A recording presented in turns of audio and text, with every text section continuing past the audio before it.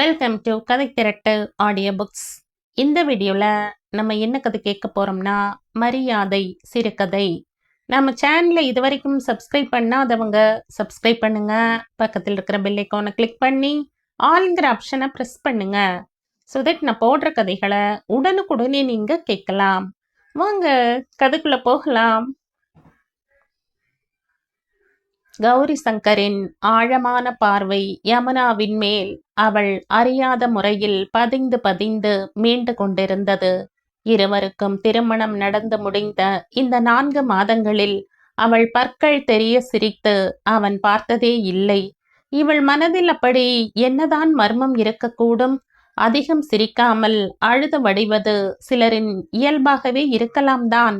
ஆனால் அதற்காக இவ்வளவு உம்மனா மூஞ்சித்தனமாகவா ஒருத்தி இருப்பாள்? அதிலும் கல்யாணமான புதிதில். ஆசையில் 60 நாளும் மோகத்தில் 30 நாளும் முடிந்து 1 மாதத்துக்குள்ளாக அவளிடம் தன் மீது ஆசையும் இல்லை மோகமும் இல்லை என்பது அடுத்து அவனது நினைவில் நெருடியது. தனியாக இருக்க நேரும் நேரங்களில் தன்னுடன் இருக்கும் நேரங்களில் இருப்பதை விட அதிக தொலை தூர பார்வையுடனும் இறுகிய முகத்துடனும் அவள் தென்படுவதை கதவிடுக்கின் வழி பார்வை, மறைந்திருந்து ஓரத்து பார்வை, இவற்றின் மூலமெல்லாம் அவளை அவன் திருட்டுத்தனமாக கண்காணித்து கொண்டு பிடித்திருக்கிறான். தனியாக இருக்கும் போதெல்லாம் அநேகமாக வெறித்த பார்வைதான். எதையோ மனதில் வைத்து கொண்டு மருகுகிறாள் என்பது மிக எளிதாய் அவனுக்கு புரிந்தது. அது இன்னதென்பது அவள் வாயில் இருந்தே வெளியாகாத வரையில் காதல் தோல்வியும் பழைய காதலை நினைத்தபடி புது கணவனுடன் குடும்பம் நடத்துகிற குற்ற உணர்வும் என்றெல்லாம் தானாக கற்பனை செய்வது சரியாக இராது என்கிற நினைப்பு அவ்வப்போது அவனுக்கு வந்தாலும் அக்கற்பனைக்கு ஆட்படாமல் இருக்க அவனால் முடியவில்லை. ஏன் அம்மனா ஒரு மாதிரி இருக்க? அப்பப்போ விரிச்சு விரிச்சு பாக்குற. நீ எதையோ நினைச்சு உள்ளூர மருகிட்டு இருக்கேன்னு தோணுது. எதுவானாலும் என்கிட்ட நீ மனசு விட்டு பேசலாம் யமுனா என்று அவனும் சில தடவைகள் அவளை அன்பும் ஆதரவுமாய் கேட்டு விட்டான். ஐயோ, நீங்க எதுவும் கற்பனை பண்ணிக்காதீங்க. என் சுபாவமே அப்படித்தாங்க. எனக்கும் கலகலப்புக்கும் ரொம்ப தூரம் என்று விதவிதமான சொற்களில் அவளும் ஒவ்வொரு தடவையும் அவனுக்கு பதில் சொல்லிக்கொண்டே வந்தாள். ஆனாலும் அவனால் அந்த பதிலை உண்மையானதென்று நம்ப முடியவில்லை. கொஞ்சம் பொறுமையாக இருந்து கண்டுபிடிக்க வேண்டும் என்று தனக்குள் அவன் முடிவு செய்து கொண்டான். இன்றும் அவன் கதவிடுக்கு வழியாக சமையல் அறைக்குள் பார்த்தபோது அடுப்பின் மீதிருந்த பாத்திரத்தை அவளது கை கிளறியவாறு இருக்க பார்வை என்னவோ ஜன்னல் கம்பிகளூடே பாய்ந்து வீட்டுக்கு வெளியே வெறித்து கொண்டிருந்தது. அவன் மெதுவாக அவள் அறியாமல் ஓசையின்றி சமையல் அறைக்குள் புகுந்து அவள் கண்களை பொத்தினான்.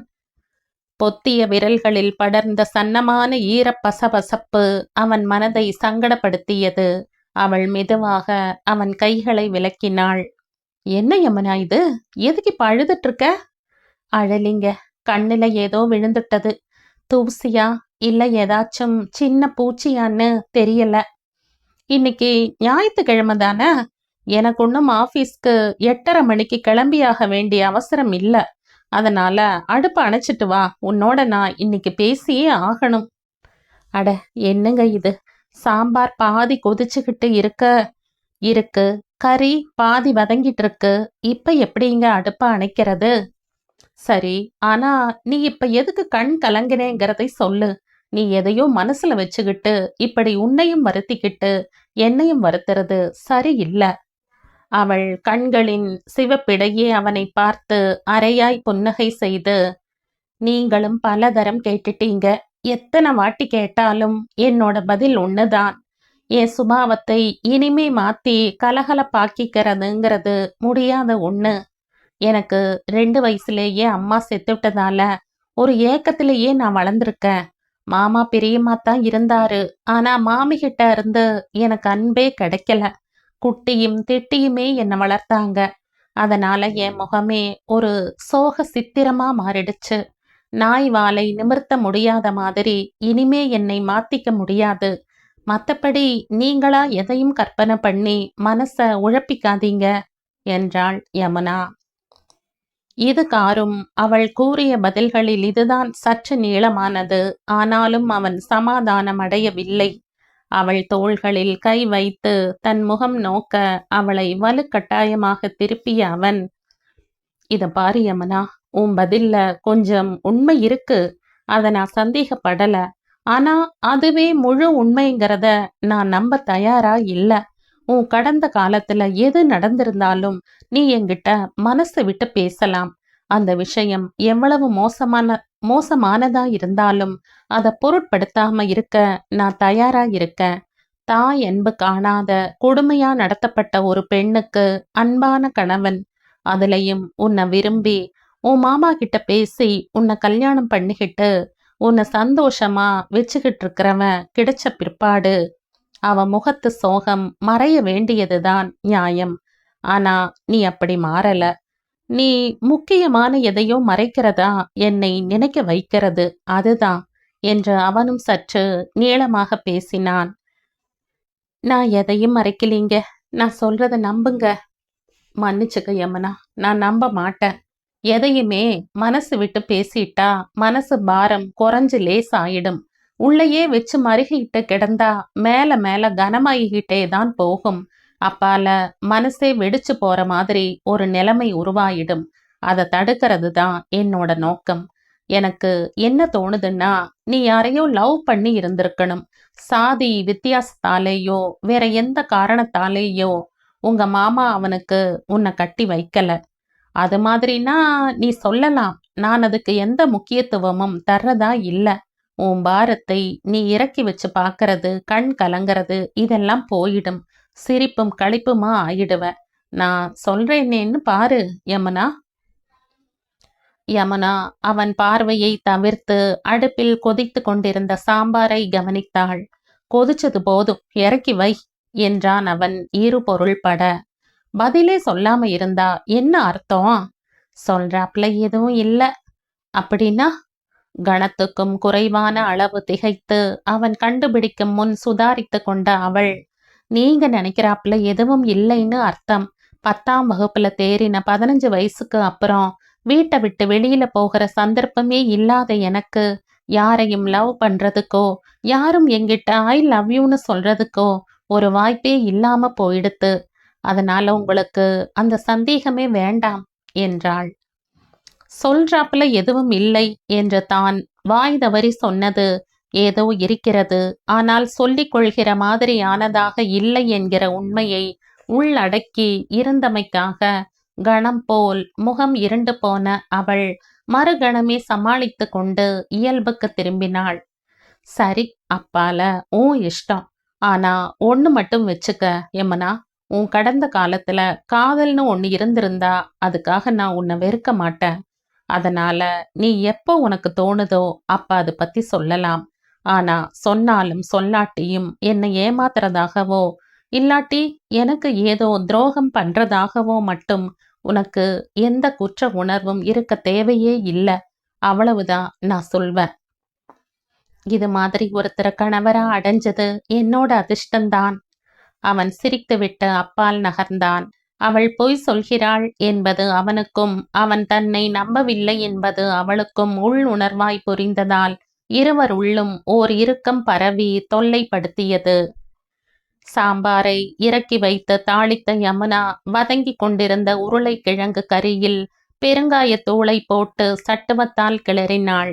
அவளுக்கு அந்த நேரத்தில் தன் மாமி பற்றிய ஞாபகம் வந்தது. அவளை வேலை வாங்கி தான் சோம்பலாய் சுகம் காணும் நோக்கத்துடன் தான் அவள் யமுனாவை சமையல் வேலையில் போட்டு வாட்டினாள் என்றாலும் அவளுக்கு அது ஒரு நல்ல பேராகத்தான் அமைந்துவிட்டது. கணவரின் வாய்க்கே சுவையாக சமைத்து போட முடிந்ததே என்பதில் அவளுக்கு மகிழ்ச்சிதான். மனைவியின் கடந்த காலத்து காதலை கூட மன்னித்து பாராட்டாதிருக்கும் ஆண்கள் இருக்கிறார்கள்தான், எனக்கு வாய்த்திருக்கும் கணவரைப் போல. ஆனால் நான் இருக்கும் நிலையை எந்த கணவனாவது தாங்கிக் கொள்வானா? நான் எப்படிப்பட்ட நிலையில் இருக்கிறேன் என்பது தெரிந்தால் இவரிடமிருந்து இவ்வளவு அனுசரணையான சொற்கள் கிளம்புமா? இவருக்கு தெரியாத முறையில்தான் இந்நிலையில் இருந்து விடுபட வேண்டும் என்று அவள் எண்ணங்கள் ஓடின. அவளுக்கு இழைக்கப்பட்டிருந்த கொடுமை அவளையும் அதை செய்தவர்களையும் தவிர வேறு யாருக்குமே தெரிந்திருந்திருக்கவில்லை. மனதிற்குள்ளேயே அதை புதைத்து கொண்டு மருகுவதைத் தவிர அவளுக்கும் வேறு வழி இல்லை. யாரும் அறியக்கூடாத அந்த ரகசியத்தை அழித்த பின்னர்தான் அவளால் இயல்பாக வளைய வர இயலும். தாமதம் செய்ய செய்ய அது அவளை மேலும் கழிவிரக்கத்திலும் வேதனையிலும் தான் ஆழ்த்தும். அதை பற்றிய பொய்யை கூறி கணவனை ஏமாற்ற அவளுக்கு மனமில்லை. அந்த நேரத்தில் உண்மையை சொல்லி மன வாழ்க்கையின் முடிவை தேடிக்கொள்ளவும் அவள் தயாராக இல்லை. இப்படி ஒரு இக்கட்டில் சிக்கி தவித்துக் கொண்டிருந்த அவள் கௌரி சங்கர் அலுவலக விஷயமாய் அயலூர் செல்லும் நாளுக்காக காத்திருந்தாள். கௌரி சங்கர் மாதத்தில் 10 நாட்கள் போல பயணம் போவான். முதல் வாரத்தில் 5 நாள்களும் கடைசி வாரத்தில் 3 நாள்களும் 2 பயணங்களுக்கும் இடையே 2-3 நாட்களும் என்று அவனது பயணம் விட்டு தொடரும். மாதத்தின் தொடக்க பயணத்தை அவன் முடித்தாகிவிட்டது. இனி இடை பயணமும் மாத கடைசி பயணமும் எஞ்சி நின்ற நிலையில் அவனது புறப்பாட்டை எதிர்நோக்கி காத்திருத்தலை தவிர அவளுக்கு வேறு வழி இல்லை. தன் அறையை அடைந்து அன்றைய நாளிதழை எடுத்து பிரித்து கையில் வைத்து கொண்ட கௌரி சங்கரின் மனம் அதில் ஈடுபடவில்லை.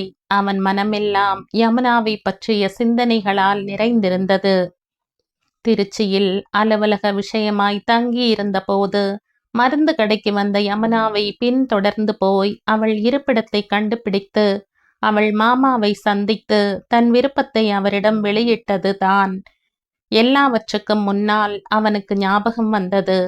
அவர் மகிழ்ச்சியில் திக்கு முக்காடி போனதும் அவனது எடுப்பான தோற்றத்திலும் நிறைய வருவாய் தந்த வேலையிலும் மயங்கி ஒப்புதல் தந்ததும் அவனுக்கு அடுத்து நினைவுக்கு வந்தன.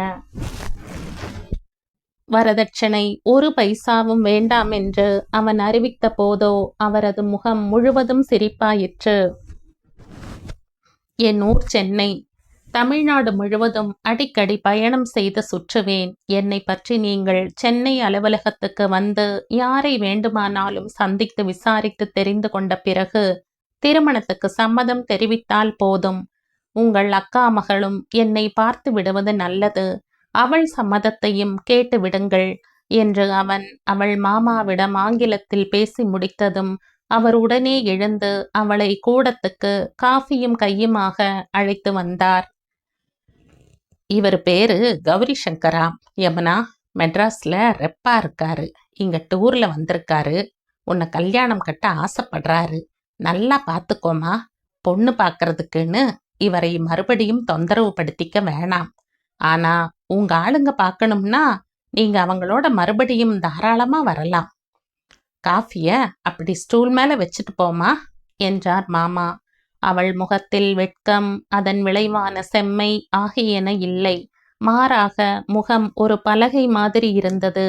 ஆனால் அதில் எதிர்ப்பும் இல்லை. கொஞ்ச நேரம் கழித்து உள்ளே போய் பேசிவிட்டு வந்த மாமா யமுனாவுக்கு சம்மதம் என்று சிரிப்புடன் அவனிடம் கூறிய போதுதான் அவள் பெயர் யமுனா என்பது அவனுக்கு தெரிந்தது. திருமணத்துக்கு பிறகான அவர்களது முதல் தனிமை சந்திப்பில் அவளிடம் புலப்பட்ட பதற்றம், படபடப்பு, திகில் ஆகியவை அந்நேரத்தில் சில பெண்களிடம் இயல்பாக தோன்றுபவை என்றுதான் அவன் எண்ணினானே தவிர அவற்றுக்கு வேறு எந்த அடிப்படையையும் அவன் எண்ணி பார்க்கவில்லை. போக போக சரியாகிவிடும் என்று அவன் நினைத்திருந்த அவளது அந்த கோளாறு தொடர்ந்து அவளிடம் காணப்பட்டதும் பிடித்தவனை திருமணம் செய்து கொண்ட பெண்ணுக்குரிய மலர்ச்சி சிறிதும் இன்றி அவள் ஏனோ தானோ என்று நடந்து வந்ததும் அவளுக்கு பழைய காதல் விவகாரம் ஏதேனும் இருந்திருக்குமோ என்று அவளை நினைக்க வைத்தன.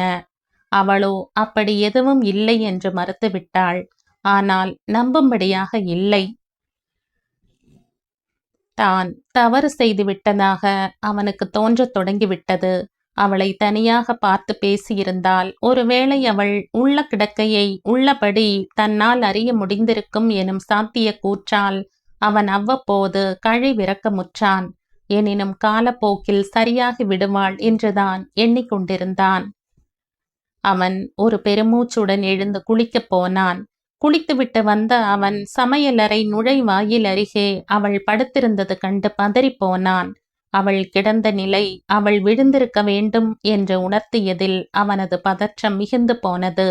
அவளை தொட்டு தூக்கி கட்டிலில் சரியாக படுக்க வைத்தான். மயக்கம் அடைந்திருந்ததால் அவள் தன் நினைவுக்கு வரவில்லை. எனவே பக்கத்து வீட்டு அம்மாளை கூப்பிட்டு பக்கத்தில் துணைக்கு வைத்துவிட்டு 4 வீடுகளுக்கு அப்பால் தொழில் செய்து வந்த டாக்டரை அழைத்து வந்தான். துணைக்கு இருந்த அம்மாள் இடைவிடாது முகத்தில் குளிர் நீரை தெளித்து இதற்குள் அவளது மயக்கத்தை போக்கியிருந்தாள்.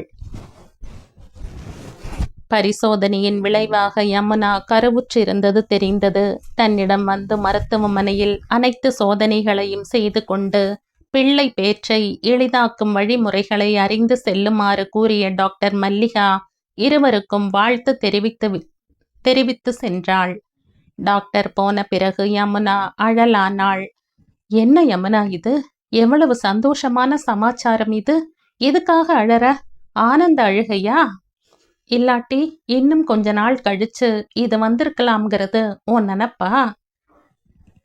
இது வந்திருக்கவே கூடாதுங்கிறது தான் என் நினப்பு என்ற தொண்டைக்குள் குதித்த சொற்களை வாய்க்குள் இருத்தி கொள்ளும் முயற்சியில் அவள் உதடுகளை உள்மடித்து கொண்டாள். என்ன யமுனா, ஏன் ஒண்ணுமே சொல்லாம கலங்கற என்று அவள் தோள்களில் கை பதித்து ஆதரவாய் கேட்ட அவனது மூளை நரம்பொன்று சட்டென்று அசைந்தது. அப்படியும் இருக்குமோ? அப்படித்தான் இருக்கும். எப்படி கேட்பது? கேட்டுத்தான் ஆக வேண்டும். 1 மணி நேரத்துக்கும் மேல் முடியை பீய்த்து கொள்ளாத அளவுக்கு பிரச்சனையின் எல்லா கூறுகளையும் சிந்தித்து அலசிய கௌரி சங்கர் நயந்தும் மனித நேயத்தோடு அவற்றை அணுக வேண்டும் என்கிற முடிவுக்கு வந்தான். கண்கள் இடுங்கி கிடக்க விட்டத்தை வெறித்தபடி படுத்திருந்த அவளிடம் அவன் மறுபடியும் பேச்சு கொடுத்தான். இத பாரு யமுனா, உன்னோட பிரச்சனை என்னங்கிறது எனக்கு புரிஞ்சிடுச்சு.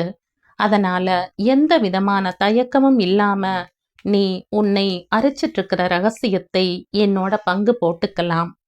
அவளுக்கு தன் மீது நம்பிக்கை வர வேண்டும் என்பதற்காக அவளது தலையை கோதியபடி முகவாயை நிமிர்த்திய அவன், நீ சுமந்துகிட்டு இருக்கிற குழந்தை என்னோடது இல்லைன்னு நினைக்கிற, சரியா என்றான் கனிவாக. அதை பத்தி எனக்கு பரவாயில்லை எனும் சொற்கள் அந்த குழைவான குரலில் வெளிப்பட்டது. புரிந்ததும் யமுனா நொறுங்கி போனாள். முகத்தை பொத்திக் கொண்டு விக்கி விக்கி அழலானாள். அவள் அழுது ஓய காத்திருந்த அவன், நீ உங்க மாமா கிட்ட சொல்லியும் அவர் கேட்கலையா?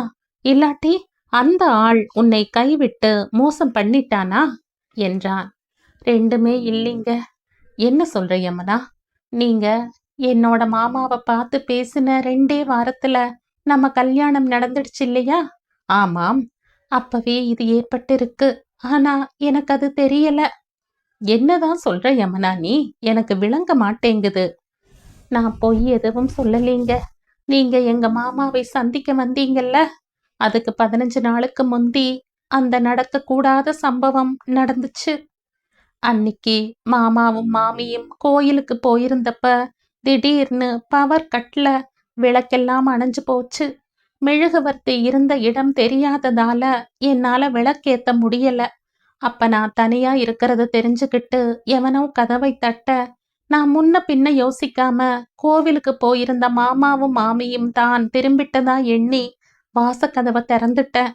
என் வாயில துணிய வச்சு அடைச்சிட்டு அந்த மிருகம் என்னை கெடுத்துடுச்சு. எவ்வளவோ எதிர்த்தும் என்னால தப்ப முடியல. நடந்தது பத்தி நான் மூச்சு விடல. மாமி மட்டும், ஏண்டி என்னத்தையோ பறிகொடுத்த மாதிரி இருக்கேன்னு 2-3 வாட்டி கேட்டாங்க. தலைவலின்னு பொய் சொல்லி சமாளிச்சேன். இது நடந்து 1 மாசத்துக்குள்ள நம்ம கல்யாணம் நடந்துட்டதால நான் கர்ப்பம்ங்கிறது எனக்கு தெரியல. தெரிஞ்சிருந்தா நான் உங்களை ஏமாத்தி இருக்க மாட்டேன். நான் கெட்டு போனவங்கிறத மறைச்சதும் உங்களை ஏமாத்தினதா தானே அர்த்தம். நான் மறுக்கல. உங்களை தனியா சந்திக்க முடிஞ்சிருந்தா உண்மைய சொல்லி இருந்திருப்பேன். அப்படி நடக்கல. இப்பெல்லாம் பொண்ணோட 2 வார்த்தை பேசணும்னு ஆம்பளைங்க சிலர் கேட்கறாங்க. நீங்க கேட்டு அப்படி ஒரு சந்தர்ப்பம் கிடைச்சிருந்தா நான் கெட்டு போனதை சொல்லி இருந்திருப்பேன். கெட்டு போனது கெட்டு போனதுன்னு சொல்லாத யமுனா. கெட்டு போறதுக்கும் கெடுக்கப்படுறதுக்கும் இடையில நிறைய வித்தியாசம் இருக்கு. என்ன பொறுத்த மட்டுல நீ இப்பவும் என் அன்புக்கு உரியவதான். இந்த காரணத்துக்காக உன்னை நான் கைவிட்டா நான் உன்னை விரும்புறதா உங்க மாமா கிட்ட சொன்னது பொய்ன்னு ஆயிடும். கண்டதுமே சில சமயம் காதல் வரும்னு நான் உன்னை கண்டதும் தான் உணர்வு பூர்வமா தெரிஞ்சுக்கிட்டேன். இப்ப நான் உன்னை வெறுத்து ஒதுக்கினா என் காதலுக்கு அர்த்தமே இல்லைன்னும் ஆகும் இல்லையா? அவன் கனிவும் புரிந்துணர்வுமாய் பேச பேச அவள் மேலும் பொடிந்து பொங்கி அழலானாள். அழுது ஓய்ந்ததும் கண்களை துடைத்து கொண்டு, உங்கள மாதிரி ஆம்பளைய பார்க்கவே முடியாதுங்க. எனக்கு வேற என்ன சொல்றதுன்னே தெரியல. என்னை விட கொடுத்து வச்சவ வேற எவளும் இருக்க மாட்டாங்க என்றாள். எதுக்கும் ஒரு காரணம் இருக்கு யமுனா. அதையும் உங்கிட்ட நான் சொல்லத்தான் போறேன். டாக்டர் அம்மா வர சொன்னாங்க இல்ல? சாப்பிட்டதும் போகலாமா? சரிங்க. அந்த நேரத்துல 1 நாளோ 2 நாளோ உங்களால லீவ் போட்டுட்டு என்னோட இருக்க முடியுமா? அதுக்கு இன்னும் நிறைய மாசம் இருக்கு யமுனா. எதுக்குங்க? என்னங்க சொல்றீங்க நீங்க? பேறு காலத்துக்கு சொல்றேன். ஐயோ, நான் சொல்றது அபார்ஷனை பத்திங்க. ஒரு உயிரை கொல்லவா போற? சொல்லக்கூடாது, கொல்லக்கூடாது தாங்க. ஆனா நானா விரும்பி தப்பு பண்ணினதால ஜனிச்சது இல்லைங்களே இது. இப்படி உற்பத்தி ஆனதை பெத்துக்கிறதுக்கு ரொம்ப ஞானம் வேணுங்க. அந்த ஞானம் எனக்கு இல்லைங்க, வரவும் வராது. தவிர பெரும்பாலான பொண்ணுங்களை பொறுத்த வரையில கற்பழிப்பாலா உண்டான பிள்ளை அருவருப்பானதுங்க. என்னால முடியாது. ஏங்க, நீங்க என்ன இப்படி ஒரு பேச்சு பேசுறீங்க? மகாத்மா காந்தி மாதிரி. நான் மகாத்மா இல்ல யமுனா. சந்தர்ப்ப வசத்தால விலை மகளாகி வந்து போன பலர்ல எவன் என்னோட அப்பன்னு தெரியாம இருந்தும் ஆசையா என்னை பெத்து வளர்த்து ஆளாக்கி படிக்கவும் வச்ச என்னோட அம்மாவுக்கு மரியாதை காட்டுற ஒரு சாதாரண மனுஷன்.